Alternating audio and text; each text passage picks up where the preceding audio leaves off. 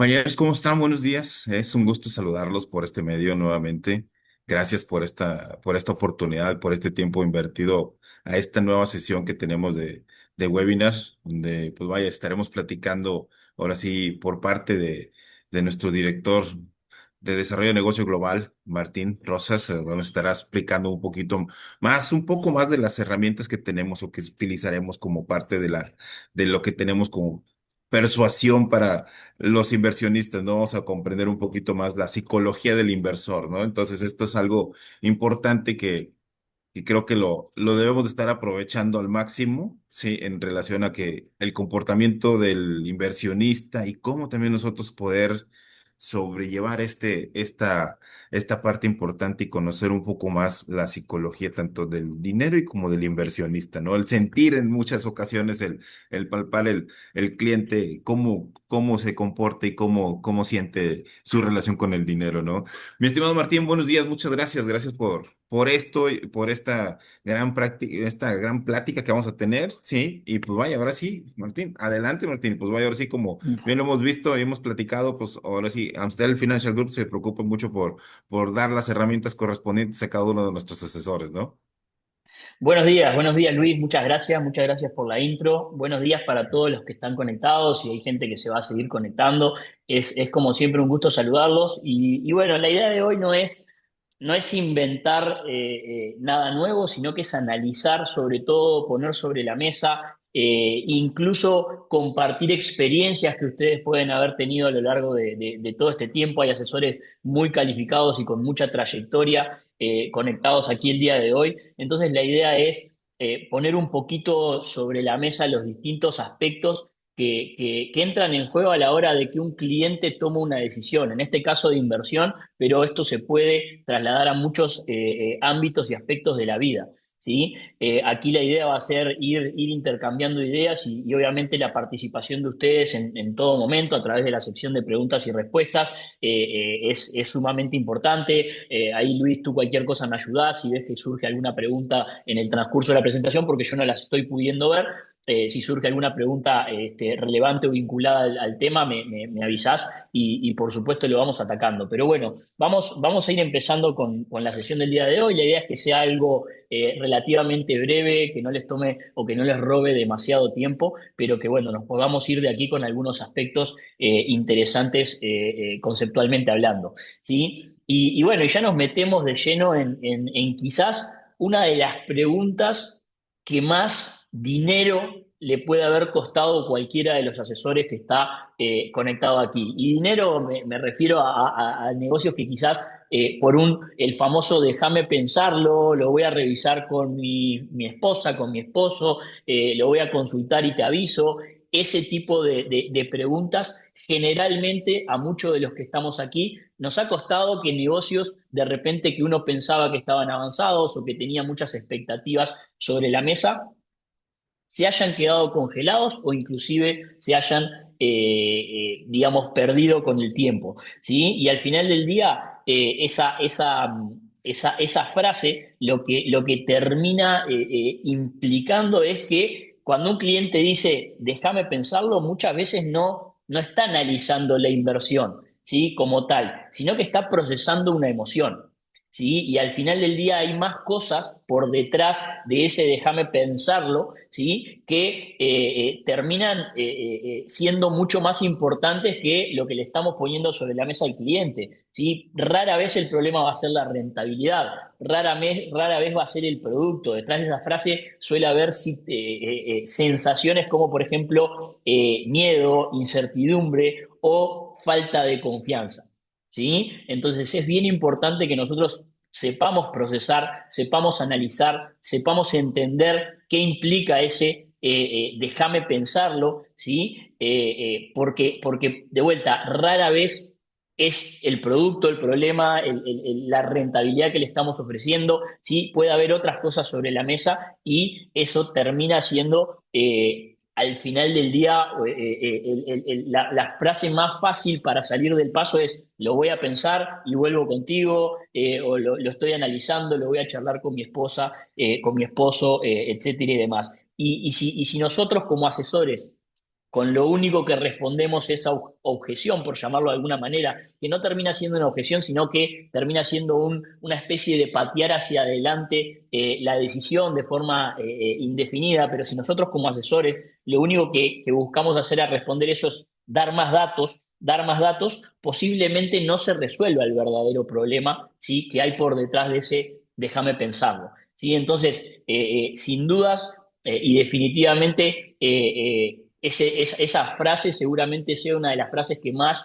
nos ha costado y que más nos cuesta rebatir. ¿Sí? Pero bueno, hay muchas cosas que vamos a ir abarcando a lo largo de la presentación por detrás de esa frase que seguramente nos ayuden a entender un poquito mejor.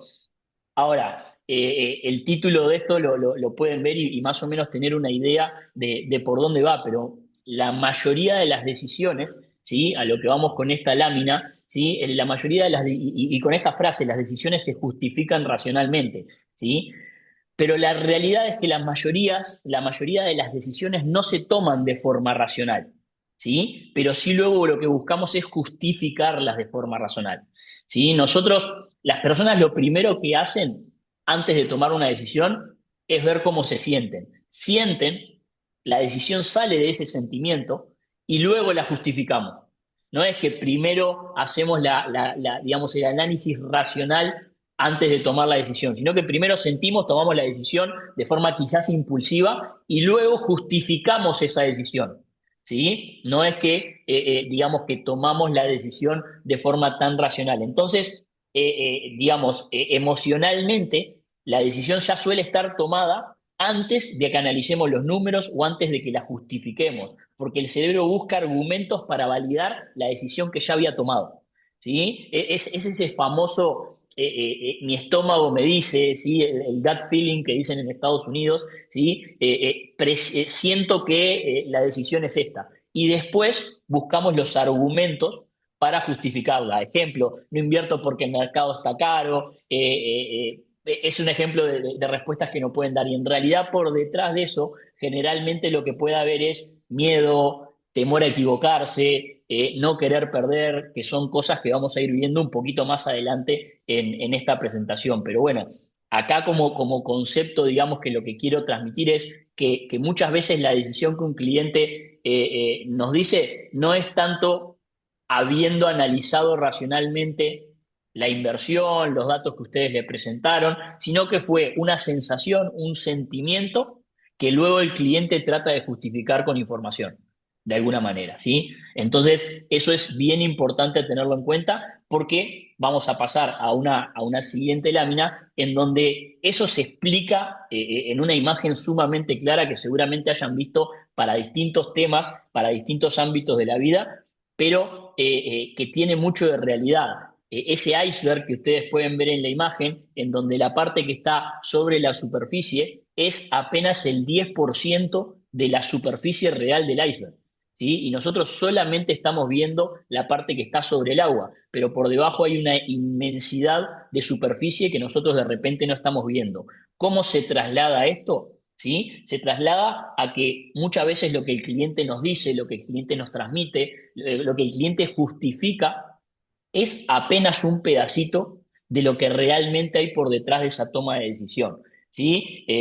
Digamos que lo que el cliente dice es solamente la punta de ese iceberg, pero detrás de eso pueden aparecer factores como, por ejemplo, experiencias previas que el cliente puede haber tenido, miedos, ¿sí? Influencia familiar. Muchas veces me dijeron, mi familia, mi entorno, mis amigos, me dijeron, me transmitieron experiencias negativas, esto y lo otro, y yo, si bien no lo estoy como cliente, no lo estoy transmitiendo a mi asesor, ¿sí? Esas cosas están influyendo internamente en mi decisión. Malas experiencias que pueda haber tenido, quizás con otros productos, quizás con otro asesor, ¿sí? Que no somos nosotros, pero que quizás no tuvo la mejor de las experiencias, ¿sí? Noticias, incertidumbre económica que pueda haber y demás. Entonces, ¿cuál es en este punto, después de haber analizado estas dos o tres grandes aspectos, qué es lo que generalmente hacen los mejores asesores? ¿Qué prácticas tienen los mejores asesores? Es hacer preguntas, ¿sí? Tratar de buscar preguntas para poder descubrir lo que no estamos viendo a simple vista. ¿sí? Descubrir ese 90% que hay por debajo del agua, ¿sí? Y no quedarme solamente con el 10% que me están diciendo, porque rara vez la objeción visible es el problema real.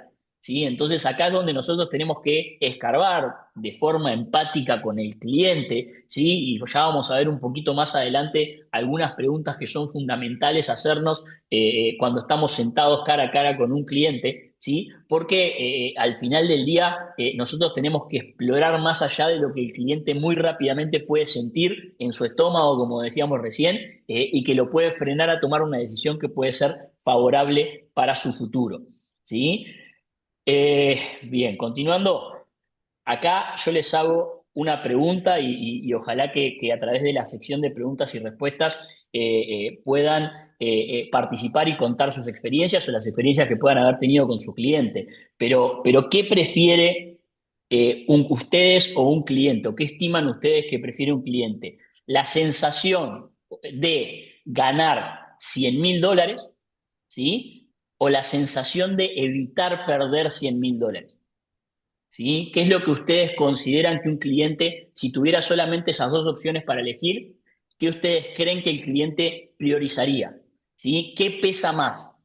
¿La posibilidad de ganar o la posibilidad de evitar una pérdida? ¿Sí? Ahí los dejo, les voy a dar un segundito para, en lo que yo quiero compartirles un video, voy a dejar de compartir por un segundo la presentación, pero obviamente ahí a través de la sección de preguntas y respuestas, si quieren ir plasmando ahí sus comentarios y demás, bienvenido sea. Denme solo un segundo. De vuelta, quédense en mente con esa pregunta. ¿Qué pesa más? ¿La sensación de ganar $100.000 o la sensación de, teniendo los $100.000, evitar perderlos? ¿Sí? Ya estoy viendo ahí algunas de las respuestas. Evitar una pérdida 100%.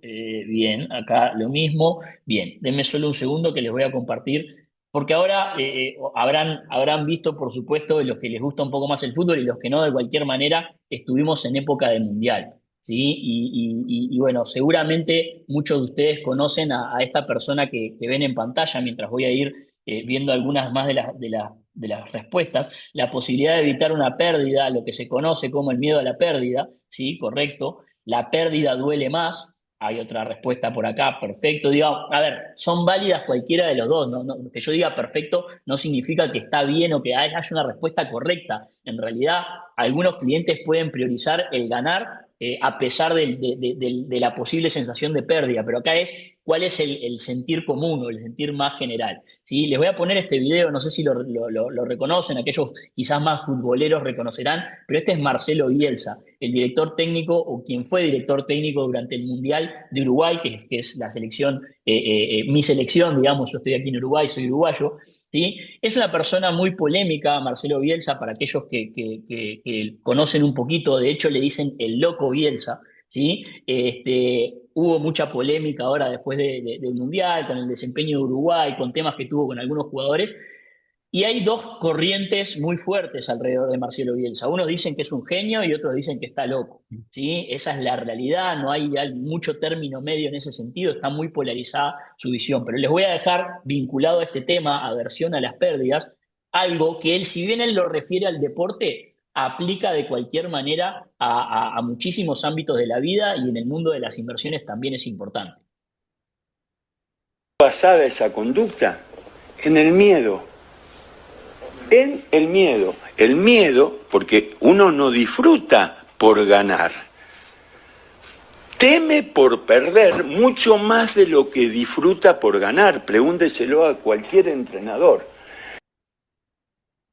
Bueno, bien, a ver si quieren ahí pueden obviamente comentar qué les parece lo que dice Marcelo Bielsa, pero tiene mucho que ver con lo que respondieron los que respondieron que pesa más el miedo a perder, ¿sí? Y que si un cliente tuviera que elegir, ¿sí? Seguramente priorizaría, ¿sí? Antes de la posibilidad o la sensación de ganar $100.000, pesaría más el miedo a perder $100.000. ¿Sí? Entonces es bien importante tener en cuenta, esto es uno de los sesgos más estudiados en finanzas conductuales. ¿Sí? Es una de las cosas o de las preguntas o de las digamos, pensamientos más estudiados dentro de lo que es las finanzas conductuales. ¿Por qué? Porque psicológicamente una pérdida genera aproximadamente el doble impacto emocional que una ganancia equivalente. ¿Sí? Pesa el doble el miedo a perder $100.000 que la sensación positiva de que yo tengo al ganar $100.000. ¿Sí? Entonces imagínense lo importante que es analizar el miedo, y el miedo generalmente es una de las cosas que está por debajo de la superficie, que no vemos, ¿sí? En este famoso iceberg que veíamos ahí. Entonces, tengamos eso en cuenta también a la hora de hablar con los clientes, a la hora de analizar, a la hora de hacer preguntas, ¿sí? Porque esto, así es como funciona nuestro cerebro, no es que al final del día nosotros queremos pensar de esa manera. Seguramente muchos y a la mayoría de los clientes les encantaría pensar en lo lindo que es y mucho más lindo ganar dinero que el riesgo de perderlo, porque eso nos evitaría frenarnos en muchísimas de las decisiones que tomamos, pero al final del día así funciona, ¿sí? Y esto aplica en muchísimos aspectos. Entonces, yendo a experiencias, ¿sí? Relativamente recientes, más allá de que esto tiene casi 20 años, un ejemplo de este tipo de cosas es la crisis que tuvimos en 2008, ¿sí? Allá por marzo de 2008, mediados de 2008, teníamos una de las crisis más pronunciadas, ¿sí? De los mercados financieros en la historia, ¿sí? Y a ver, de librito es, ¿sí? De manual es que, y todos lo sabemos a la hora de la teoría, todos lo sabemos, ¿sí? Que las crisis en general representan oportunidades.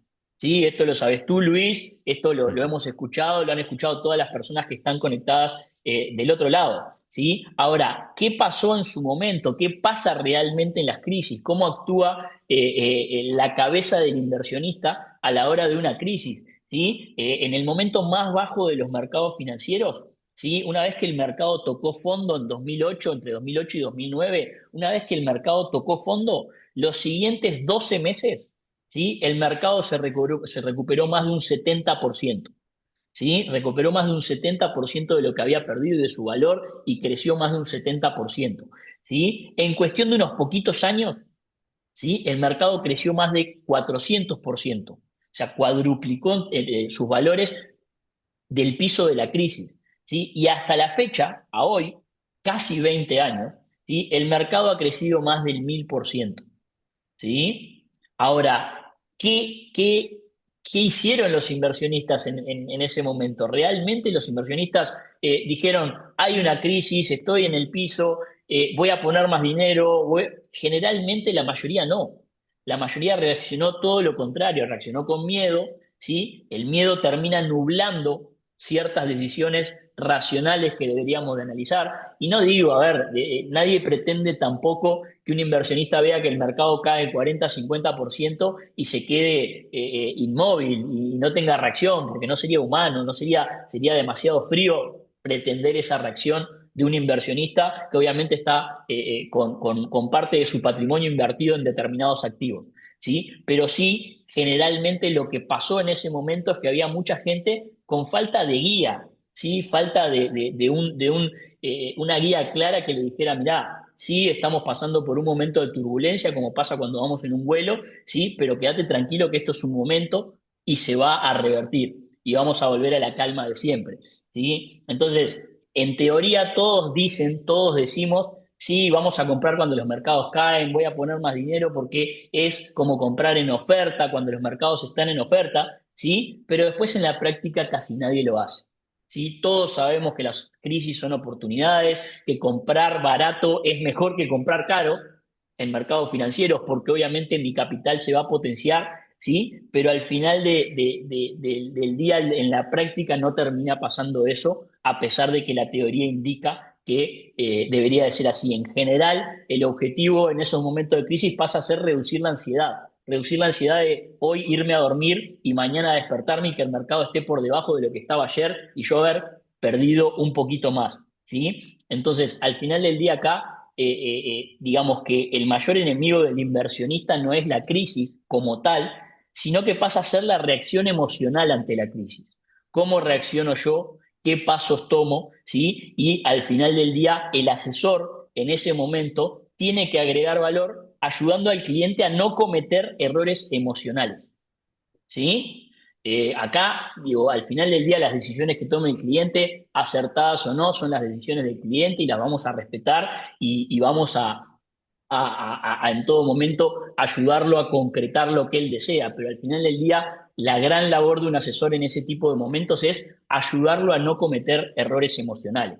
¿Sí? En un mal momento, ¿sí? Dentro de lo que es el mundo de las inversiones, ayudar a ese cliente a no cometer errores emocionales basado en la experiencia que uno como asesor tiene y en todas las herramientas que uno como asesor ha ido cosechando a lo largo del tiempo. Bien, uno de los mayores problemas, ¿sí? Que tenemos como, digamos, psicológicamente hablando, es el miedo al arrepentimiento. ¿Sí? Y termina guiando muchas de las decisiones que tomamos. ¿Sí? Muchas personas no toman decisiones porque tienen miedo de equivocarse o toman decisiones equivocadas, ¿sí? Basadas en ese miedo a decir, no, pero si yo voy por este camino y me equivoco, quizás sea peor. ¿Sí? Entonces voy a ir por este camino y capaz que no era la mejor de las decisiones. Si me equivoco, si vendo y después subo, o si me aguanto y sigue bajando, si todos los demás que me dijeron, mirá, salí de ahí porque no es por ahí, o andá por este camino porque es por acá, y si todos los demás tenían razón y al final del día yo soy el equivocado. ¿Sí? Eso es una de las cosas en la toma de decisiones que más afecta a las personas. ¿Sí? Y esto volviendo a otra de las experiencias a nivel de mercado que hemos tenido en los últimos años, lo podemos analizar y lo podemos recordar, por ejemplo, en marzo y abril de 2020, ¿sí? En la famosa explosión del COVID, en la pandemia, cuando parecía que se caía el mundo. ¿Sí? O sea, en ese momento, digo, todos los que están aquí se recordarán, pero en ese momento parecía que el mundo se venía abajo, que poco más que íbamos a volver a la época de las cavernas, que ya no íbamos a poder salir de nuestras casas, que todo iba a colapsar, y sin embargo el tiempo demostró que no era así. ¿Sí? Pero en marzo, obviamente con la explosión del tema del COVID, los mercados cayeron de forma pronunciada, ¿sí? Pero apenas un mes después, ¿sí? No mucho más que un mes después, ¿sí? Cuando ya había ciertas señales de recuperación, ¿sí? Obviamente, de más está decir que cuando todo empezó a caer, ¿qué hicieron muchos de los inversionistas? Dijeron, no, yo salgo de acá, saco, retiro mi posición, asumo pérdidas, pero tengo miedo de que esto siga pronunciando en caída hacia abajo y que me siga afectando. Y muchos retiraron sus posiciones, tomaron decisiones defensivas en sus portafolios y demás. ¿Sí? Pero apenas un mes después, un mes, 2 meses después, ya había señales de recuperación a nivel de los mercados. ¿Sí? Pero sin embargo, nadie quería entrar. No hubo una entrada tan pronunciada como si hubo una salida pronunciada 1 o 2 meses antes. ¿Sí? ¿Por qué? Porque la gente seguía con miedo, seguía el comentario, seguía el ruido de qué podía pasar si esto seguía cayendo y, volviendo a lo anterior, tenían miedo de equivocarse. ¿Sí? Tenían miedo a decir, bueno, entro en abril, entro en mayo, ¿sí? Y voy a aprovechar la recuperación, porque al final del día, de vuelta, una crisis generalmente implica una oportunidad de librito, esto de manual, ¿sí? Entonces, una crisis, mercados cayendo, precios bajando, acciones en montos mínimos y demás. ¿Qué implica esto como inversionista? En la teoría y en todo lo que me enseñaron a mí como asesor financiero y como cliente, lo que me dijo mi asesor financiero, es una oportunidad para entrar. Y sin embargo, no fue ese el resultado. ¿Sí? En marzo todos querían vender, pero en abril nadie quería comprar. ¿Sí? La información había mejorado, pero ¿qué era lo que seguía presente? El miedo. ¿Sí? Y el miedo, ¿cómo buscamos combatirlo? Primero, tenemos que identificarlo, ¿sí? Porque generalmente está debajo de la superficie, ¿sí? Pero a su vez tenemos que indagar, preguntar y ayudar a acompañar eso de información, ¿sí? En general, el mercado se recupera antes que la confianza de las personas. Los mercados empiezan a subir antes de que las personas vuelvan a estar confiadas, ¿sí? Porque hay otros indicadores que no son solamente la confianza de las personas, ¿sí? Pero eso es lo que termina implicando que los retornos atractivos, que las recuperaciones, las capitalicen quienes logran controlar sus emociones.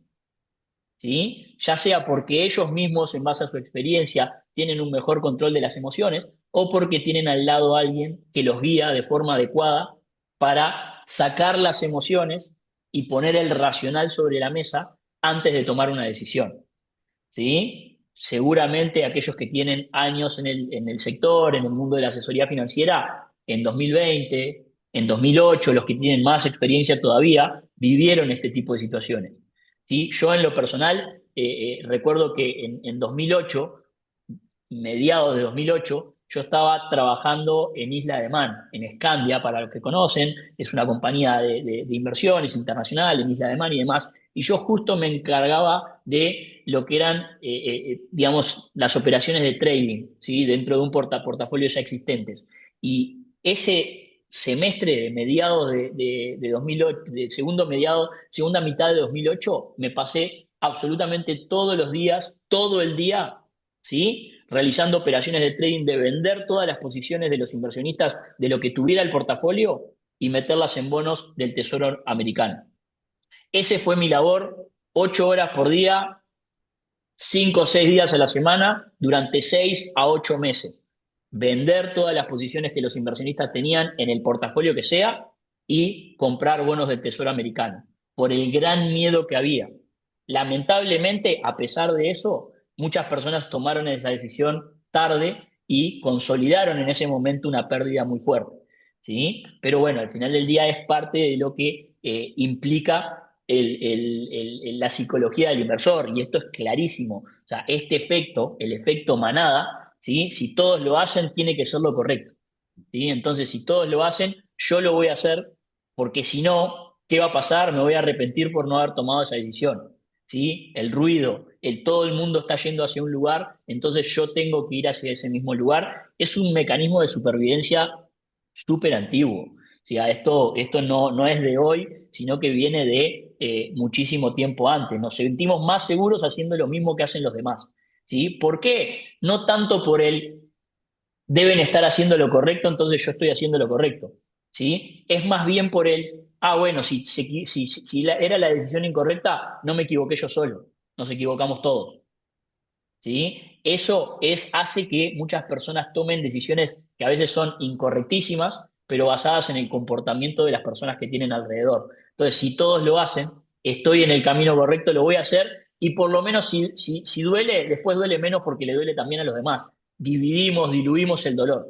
¿Sí? Cuando en realidad, si nosotros tomáramos decisiones basadas en información, racional, etcétera, sería mucho más favorable ese proceso de toma de decisiones. Capaz que terminamos yendo en el mismo camino que van todos los demás, pero lo hacemos a través de un racional y no solamente porque miro a todos yendo hacia la derecha, entonces yo me voy para la derecha.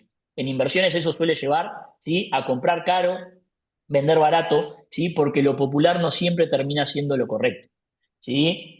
Hay ejemplos de esto en la historia de los mercados, miles, ¿sí? Burbujas tecnológicas, criptomonedas, ¿sí? Todo el mundo comprando criptomonedas, pero claro, yo llego tarde, ¿sí? Y voy y la compro cara, y entonces de repente cae, explota todo, y al final del día los que se beneficiaron realmente fueron los, como se dice en el mundo de las inversiones, o en el mundo de las tendencias, los early adopters, los que Ujú. adoptaron primero la tendencia y tomaron la decisión no basado en todo lo que todos los demás estaban haciendo, sino basado en información real, ¿sí? En racional. Quédense mucho con la palabra racional, ¿sí? Porque al final del día es sumamente importante a la hora de estar sentado enfrente a un cliente.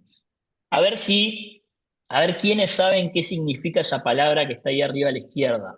FOMO, FOMO. A ver si en el chat voy a dar 10 15 segundos, a ver si en el chat alguien me puede decir qué significa la palabra FOMO. Es muy comúnmente utilizada en este momento, principalmente por los jóvenes. ¿Sí? A ver. Déjenme revisar el chat. Ya lo pusieron, Bien. ya lo pusieron. Ya lo pusieron, pero vamos a ver si alguien más lo sabe. Perfecto, Sí. perfecto. Bien, Edith lo puso correctamente. Bien, Fabián. Bien, bien, ya van dos personas que lo contestan correctamente.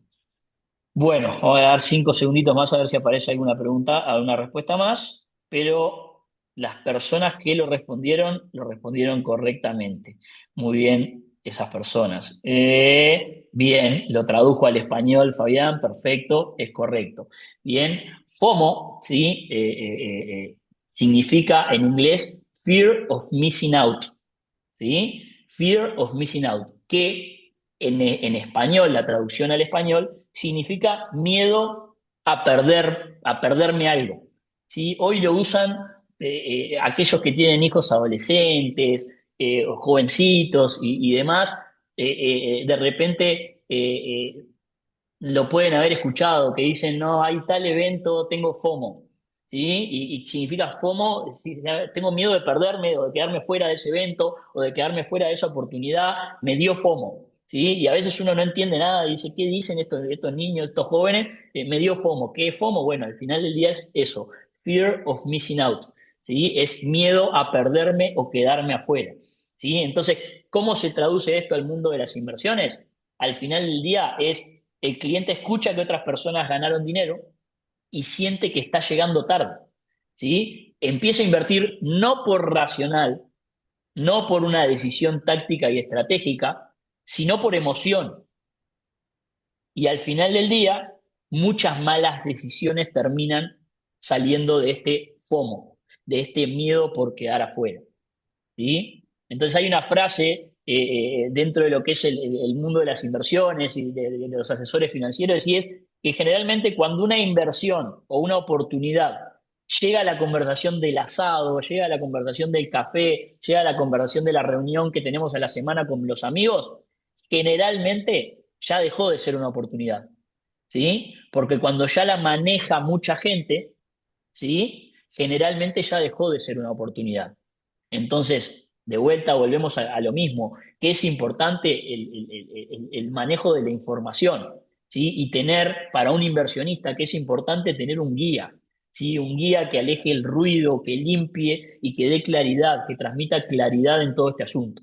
¿Sí? Acá, como asesores financieros, obviamente muchos de ustedes lo que hacen es ofrecer productos, ofrecer determinadas arquitecturas financieras, ¿sí? Pero hay que entender que si yo quiero mantenerme, sostenerme durante muchísimo tiempo en esta actividad, ¿sí? Y va pasando cada vez más, hoy ya tener información ya no es un diferencial. La información está ahí al alcance de la mano.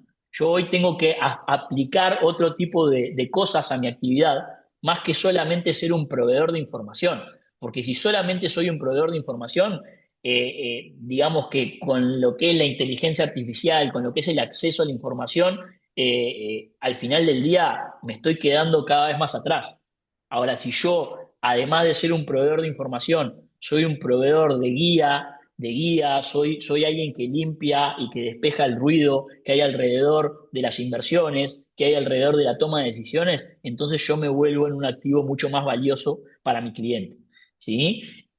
¿Qué sufren muchos clientes? ¿Sí? Y que a veces nos pasa a nosotros como asesores financieros también. Y bueno, caemos en algo que es el exceso de confianza, ¿sí? Que es uno de los sesgos favoritos de las personas exitosas, ¿sí? Porque después de algunos éxitos, muchos inversores tienden a creer que ellos tienen la capacidad de anticiparse al mercado, ¿sí? Mejor de lo que realmente uno podría.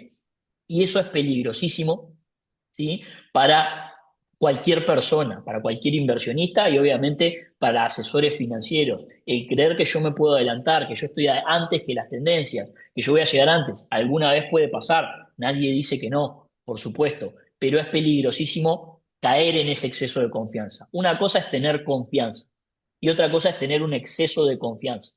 ¿Sí? ¿Por qué? Porque el éxito genera confianza, por supuesto, pero a veces puede llevar a ese exceso de confianza y entonces el inversionista lo que termina es asumiendo más riesgos, concentrando posiciones, ignora recomendaciones en muchas ecuaciones, porque cree que sabe más que la persona que le está recomendando. A veces puede ser así, nadie dice que no, ¿sí? Pero caer en el exceso de confianza no es lo mejor que podemos hacer como inversionistas y dejar a nuestro cliente que caiga en el exceso de confianza no es lo mejor que podemos hacer como asesores financieros. Entonces, hay preguntas que nos llevan a esto y hay preguntas que le podemos hacer a los clientes, qué prefieren, perder dinero, ganar demasiado rápido al inicio, ¿sí? Y a partir de las respuestas, ¿sí? Que un cliente nos dé sobre ese tipo de preguntas, uno puede al final del día sacar conclusiones muy importantes, ¿sí? El asesor no solamente tiene que contener al cliente cuando tiene miedo, sino también que lo tiene que contener cuando se siente invencible y cuando cree que toma las mejores decisiones. Y eso no le pasa a veces solamente al inversionista, sino que le pasa también al asesor. Entonces el mercado al final del día suele castigar más la arrogancia que la ignorancia. Muchas veces pierde más una persona por ser arrogante, por tener exceso de confianza, que por saber menos de lo que debería de saber. ¿Sí? Hay personas que no saben tanto de inversiones, pero al estar bien guiados pueden llegar a tener mejores resultados que una persona que cree que se las sabe todas. ¿Sí? Entonces, de vuelta, acá no estamos queriendo inventar nada, ni tampoco quizás crean que van a salir de acá con una fórmula mágica para convencer a todos los clientes de hacer lo que ustedes quieran o de comprar el producto o de lo que fuera. Acá estamos analizando esas tendencias de pensamiento, ¿sí? De cómo funciona el cerebro humano a la hora de tomar decisiones. ¿Sí? Ya después veremos qué es lo mejor para mí como asesor, ¿sí? A la hora de llevar la conversación con mi cliente, porque al final del día cada cliente es un mundo. ¿Sí? Los clientes al final del día no es que están comprando inversiones, nadie se despierta y dice, "Ah, hoy voy a comprar un bono, hoy voy a comprar una nota, o hoy voy a invertir en el Standard Poor's 500". Nadie se despierta pensando en eso. Pero sí el pensamiento de la gente es, ¿qué hago para estar más tranquilo financieramente? ¿Sí? ¿Cómo puedo comprar tranquilidad desde lo financiero? Ya después, el bono, la nota, el fondo, invertir en un ETF o lo que fuera, es una respuesta a la necesidad real de la persona, que es cómo compro tranquilidad financiera, ¿sí? Seguridad, estabilidad, tranquilidad. No es que la gente, digamos que la motivación principal de las personas es invertir para tener más dinero. Sí, por supuesto, pero al final del día eso es consecuencia de pensar que quieren tener menos preocupaciones mirando hacia adelante. ¿Sí? No es tener dinero solamente por tener dinero, ¿sí? Sino que es tener dinero para tener más libertad financiera, más tranquilidad, más estabilidad, ¿sí? Entonces, de vuelta, nadie se despierta pensando, ah, hoy voy a comprar un bono y a ver si pego la inversión del siglo. No, se despiertan pensando en, quiero estar más tranquilo, quiero tener más tiempo para mi familia, quiero ser más libre financieramente, quiero permitirme viajar, quiero tener mi patrimonio más seguro, más estable, etcétera. Entonces nosotros tenemos que aprovechar y escarbar esas necesidades, ¿sí? Preguntar, llegar al fondo del asunto, llegar al fondo de lo que quiere la persona, ¿sí? Para poder darle una solución real que atienda lo que es eso que está por debajo de la superficie. ¿Sí? Lo que está por arriba de la superficie es, ah, mirá, a ver ese bono, a ver esa nota, a ver ese fondo, ¿sí? Pero por debajo de la superficie hay una necesidad mucho más profunda que las personas tienen, ¿sí? Permiso. Bien, entonces, al final del día llegamos a cosas que podemos hacer y a cosas que tenemos que tener en cuenta para todo lo anterior, que son esos comportamientos, esas conductas que las personas tienen a la hora de evaluar y analizar decisiones, en este caso de inversión, pero pueden ser decisiones en cualquier ámbito de la vida, ¿sí? Y lo que yo he detectado es que hay cuatro pilares, ¿sí? Que son la base sólida para cada buena decisión de inversión. ¿Sí? Las buenas decisiones de inversión no se construyen sobre predicciones, promesas, no es que vengo con una promesa, vengo con una predicción, creo que esto es el gol del futuro, sino que se tienen que basar o tienen que estar, digamos que, paradas sobre una base sólida de confianza. Ya lo hemos hablado en presentaciones anteriores que tuvimos similares a esta, que la confianza es un aspecto fundamental en la relación entre el asesor y su cliente, ¿sí? Y no surge por una inversión puntual o por un buen resultado de corto plazo, se va construyendo y generalmente se construye cuando están estos cuatro pilares que podemos ver en pantalla. Objetivos claros, ¿sí? Porque al final del día, de vuelta, nadie invierte porque sí, solamente por el hecho de tener más dinero. Por detrás de eso hay un objetivo, ser más libre financieramente hablando, viajar, negocio, cambiar la casa, cambiar el coche, el retiro, la educación de mis hijos. Siempre hay un objetivo por detrás de cualquier inversión. Generalmente quien ahorra o invierte por invertir no tiene el mismo compromiso que el que sí tiene un objetivo claro. Si yo estoy ahorrando para la educación de mi hijo, que en este momento tiene 12, 13 años, en 5 o 6 años va a entrar a la universidad, yo me estoy comprometiendo con una causa, que inclusive es hasta más grande y más importante que yo mismo. ¿Sí? ¿Por qué? Porque estoy comprometido a que mi hijo tenga las mejores herramientas en el futuro. ¿Sí? Entonces, sin dudas, yo me voy a comprometer más con ese objetivo que si simplemente pongo dinero y aparto en una cuenta y ahorro porque sí. ¿Sí? Generalmente voy a tener menos compromiso con eso. Un proceso, sin dudas, un proceso disciplinado que me lleve a traducir ese objetivo en acciones. ¿Sí? Yo tengo el objetivo, listo, la educación de mi hijo o mi retiro o acumular tanto dinero dentro de 4 años para irme al próximo mundial. El objetivo que sea, ¿sí? Entonces yo tengo que traducir eso a través de un proceso a acciones. ¿Qué es lo que tengo que hacer? ¿Sí? ¿Que en qué termina derivando eso para la mayoría de las personas que no tienen el conocimiento financiero que tienen un asesor financiero, ¿sí? Que tiene trayectoria, que tiene las herramientas en la mano? Bueno, a que voy a buscar o voy a necesitar, en el general de los casos, por más que no lo salga a buscar, generalmente le voy a necesitar un asesoramiento, ¿sí? Independiente, que no tenga conflicto de intereses conmigo, ¿sí? Y que sea lo más objetivo y transparente posible. Y ahí es donde entran en juego ustedes, asesores financieros que tienen que llevar esas gestiones y ese acompañamiento del cliente, llevarlo desde mi objetivo, educación, retiro, lo que fuera, hacia los pasos correspondientes a través de un proceso para cumplir ese objetivo.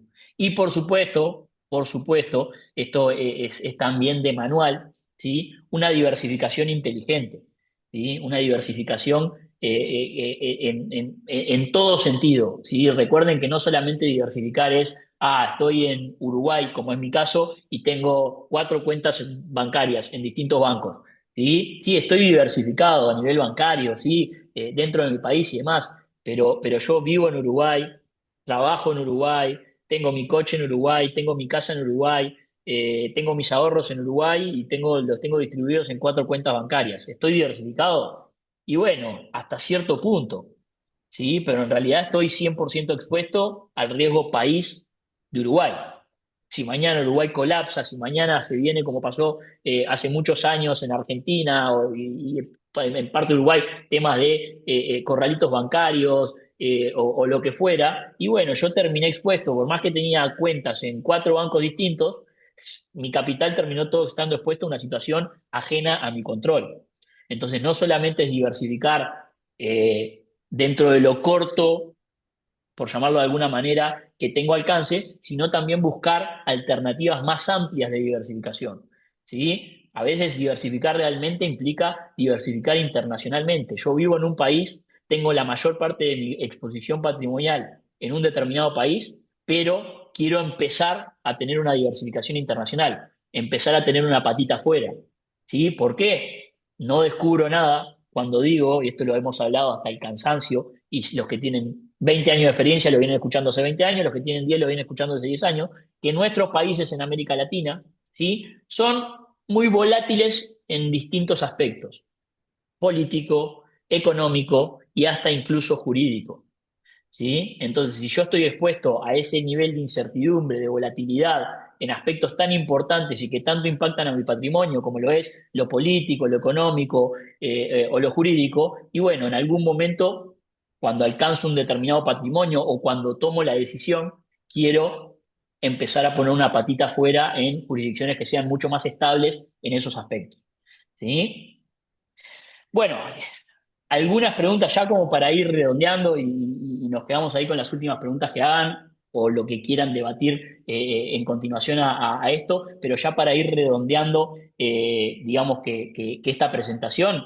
Y hay algunas preguntas que son clave, por supuesto, hay algunas preguntas que son clave que yo le puedo hacer a mi cliente justamente para ir, recuerden dónde empezamos, ¿sí? Empezamos en aquella famosa frase, déjame pensarlo. Y después pasamos al iceberg que mostraba solamente el 10% arriba de la superficie y el 90% era todo lo que el cliente realmente siente pero no me dice. Entonces, ¿qué cosas podemos hacer? ¿Qué preguntas podemos hacer?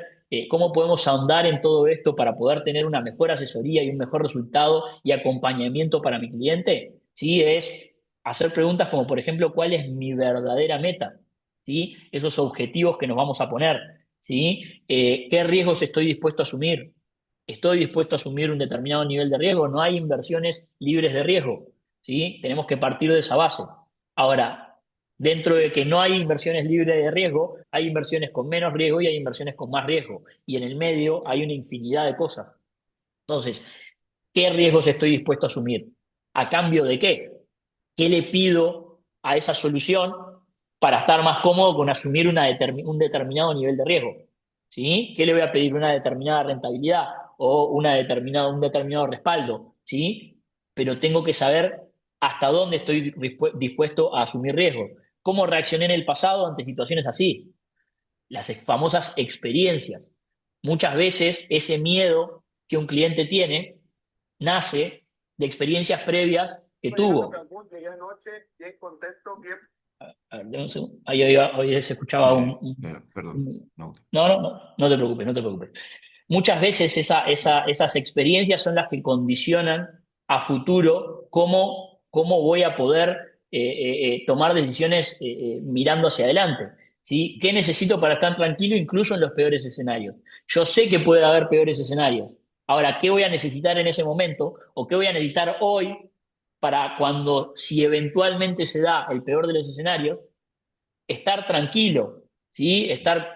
No sé si es cómodo la palabra con la situación, porque nunca nadie se va a sentir cómodo con un escenario adverso en el mundo de las inversiones, pero sentirme lo menos intranquilo posible y no que tomé una mala decisión, que tomé una decisión fundamentada y racional, ¿sí? ¿Estoy tomando decisiones o estoy reaccionando a emociones?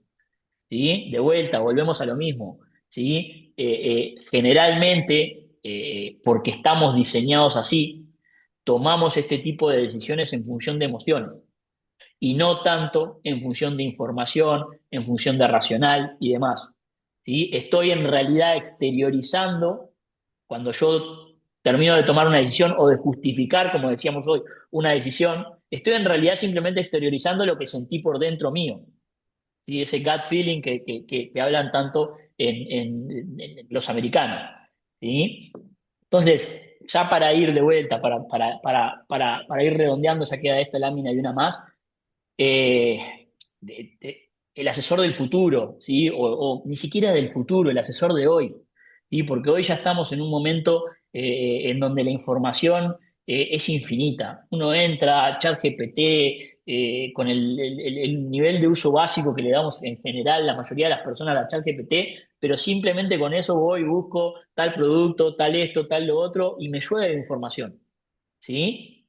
Pero al final del día, el asesor tiene que ser consciente de que su cliente tiene ese nivel de acceso a la información, ¿sí? Entonces hoy yo llenarlo de información, llenarlo de fax y llenarlo de brochures, llenarlo de presentaciones, llenarlo de enlaces a esto, hoy ya no me agrega tanto valor como en el pasado de repente podía agregar, ¿sí?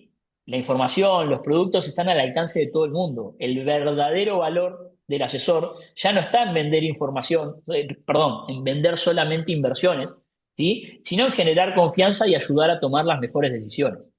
La información ahí está, pero en general el cliente no la sabe traducir a una decisión. La puede leer, en pocos casos la va a entender y en mínimo caso va a saber cómo traducir esa información a una decisión realmente racional.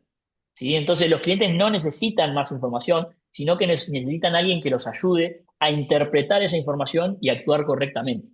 Y para eso yo como asesor tengo que estar capacitado para también hacer ese racional de analizar la información y decir, en función de la información que tengo, el acceso a productos que tengo y el objetivo de mi cliente, la mejor decisión en este momento es que él vaya hacia este camino.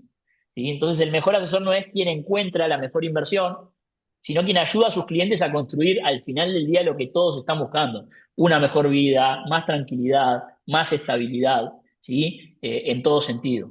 ¿Sí? Entonces, de vuelta, el mejor, y ya acá sí cerramos realmente, y si hay preguntas, obviamente las atacamos, y si quieren comentar, si quieren transmitir experiencias, bienvenido sea. Pero al final del día, ¿qué conclusión les puedo dejar de todo esto?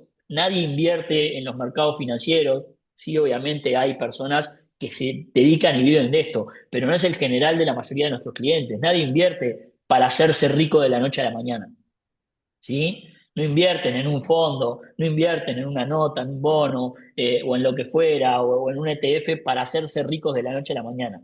La gran mayoría de las personas, casi la absoluta mayoría de las personas, invierten para potenciar lo que ya construyeron. ¿Sí? Ya construí una base patrimonial, lo que quiero es potenciarla, ¿sí? Para mejorar la calidad de vida, para comprar de alguna manera más tiempo con sus seres queridos y ser más libres financieramente, ¿sí? De vuelta, no invierten para hacerse ricos de la noche a la mañana, lo hacen, ¿sí? Para comprar mejor calidad de vida y poder potenciar lo que ya han construido hasta ese momento. Entonces, en conclusión y en función de eso, no es que la función del financiero es elegir la mejor inversión del siglo, ¿sí? Ni buscar hacer ricos a sus clientes de la noche a la mañana, sino que es ayudarlos a tomar las mejores decisiones con base en qué, en sus objetivos de vida y luego acompañarlos en el proceso. ¿Sí? Eh, no necesitan los clientes que adivinemos el próximo gran movimiento del mercado. Necesitan a alguien que los ayude a no ser ellos mismos su peor enemigo en la toma de decisiones financieras. ¿Sí? Yo me quedo con esto. Al final del día, si entendemos realmente cómo piensa un inversionista, lo vamos a poder ayudar a invertir mejor, ¿sí? Pero también a vivir mejor, a comprar más tiempo con sus seres queridos, a tomar mejores decisiones financieras y a potenciar lo que han construido a lo largo de todo este tiempo. Entonces, para cerrar, eso es el mensaje y un poquito lo que quería compartirles. Luis, no sé por ahí si tú querés agregar algo, si nos vamos ahí a alguna pregunta que pueda haber llegado, más que bienvenido. No, muchas gracias, Martín. Realmente has explicado las tomas de decisiones a veces del cliente donde se mezclan los sentimientos o las emociones, el ciclo emocional del cliente, ¿no? Como bien comentaste, en algunos momentos el cliente entra en optimismo y euforia y compra en el punto más alto y luego después entra el proceso del pánico y es donde empieza a vender y es donde se pierden oportunidades o concreta pérdidas, ¿no? Entonces eso es importantísimo, ¿no? En esa base. Y como bien comentas, puntos fundamentales, la confianza y el acompañamiento e información que puedes tú como asesor traducir al cliente para poder ayudar a controlar estas emociones. Ahora sí, entras en ese papel de psicólogo, sí, para esto, ¿no? Sí, no, Totalmente, totalmente. entras en el papel de psicólogo porque, o como bien comentas, esta parte, en esta última parte, es potencializar algo que ya construyeron. Y siempre como objetivo como asesor, siempre es mantener el capital del inversionista y poderlo seguir potencializando, ¿no? Y aquí dentro de todo esto de potencializadores y demás que podemos encontrar, pues ahora sí, tenemos un portafolio amplio dentro de las opciones o las soluciones financieras de Amstel y dentro de aquí, digamos, aquí en este punto, con una parte emocional que podemos encontrar, es que a veces el inversionista con estas emociones para la incertidumbre y demás, un activo en el cual se puede decir que es algo, un refugio psicológico. Y de tranquilidad a veces es el oro, ¿no? Entonces, en ese sentido, a Ujú. veces es lo que ahorita también Amstel está abriendo muchas otras oportunidades o dando más soluciones y eso es importantísimo, ¿no? Que dentro de todo lo que nosotros Eh, tenemos de las opciones y demás, ahí podemos encontrar ese punto clave y esa ayuda, ¿no? Pues fuera de eso, Martín, no, perfecto, perfecto. Estoy totalmente de acuerdo ahí contigo, Luis. Ahí hay un comentario. que dice algo que ayuda mucho como asesor y es tener uno mismo alguno de los productos que ofrecemos. Y es una prueba social muy fuerte y da confianza. Es real, es real. Ujú. Conozco muchos asesores y hay varios que están conectados aquí que al final del día empiezan probando ellos, ¿sí? Porque al final del día hay varias vías o varios caminos en donde fluye la confianza en todo este tema de lo que es la asesoría financiera. ¿Sí? Fluye primero que nada hacia el asesor financiero. El asesor financiero tiene que comprar, confiar, ¿sí? No necesariamente comprar, digamos, literalmente hablando, comprar psicológicamente hablando lo que va a ofrecer. Sí, Tiene que confiar en lo que va a ofrecer, tiene que estar tranquilo y seguro con lo que está ofreciendo para poder ofrecerlo con la misma convicción, ¿sí? A sus clientes después. Entonces, la primera percepción de confianza se da en el asesor financiero cuando analiza lo que va a ofrecer. Y después, obviamente, la confianza que el cliente tenga en ese asesor financiero. Yo soy un convencido, y ya lo hablamos en algunas sesiones anteriores, de que la primera venta que nosotros hacemos cuando nos sentamos con un cliente no es la del producto, es la nuestra, ¿sí? Y la confianza que el cliente va a depositar en nosotros. O sea, nosotros estamos poniendo a la venta confianza y el cliente la compra o no. ¿Sí? Y si no la compra, difícilmente podamos romper esa barrera. Y ahí es cuando va a salir el famoso déjame consultarlo. sí. ¿Sí? Si no confía en mí, generalmente cualquier excusa va a ser buena. Voy a buscar la excusa para no meterme ahí porque mi estómago me dice que no confío realmente en la persona que tengo enfrente. Entonces, la primer venta que generalmente hacemos es la de nosotros mismos como asesor financiero. Nada, hay algunos comentarios, subieron algunos comentarios también a lo largo de las preguntas que fuimos haciendo, pero creo que por acá podemos ir redondeando esta sesión, que esperemos que de vuelta no busca inventar nada, porque acá no buscamos inventar nada, ni tampoco, porque no existe, darles la solución mágica para que todos los clientes digan que sí. No es por ahí por donde está pensada esta presentación, sino que al final del día está pensada para que entendamos qué hay por detrás, muchos ya lo sabemos, es hasta en algunos casos sentido común, pero a veces no lo tenemos tanto en cuenta cuando practicamos nuestra asesoría, ¿sí? Que entendamos cuáles son los factores que más pesan, ¿sí? En la cabeza de los clientes, ¿sí? A la hora de tomar una decisión financiera. Entonces, nada, agradecerle a todos por este ratito de su atención, de su tiempo. Agradecerte a ti, Luis, también por mediar acá y por llevar adelante la sesión y nos vemos en la próxima. No, muchas gracias a ti, Martín. Gracias a todos ustedes por este tiempo invertido. Y realmente, como bien lo hemos comentado desde un inicio, pues hasta él se está preocupando bastante en poder dar agregar habilidades a la experiencia que ustedes tienen, ¿no? Entonces, esto es un refresh o agregar más a nuestras habilidades planeadas y a nuestras asesorías correspondientes como asesores financieros.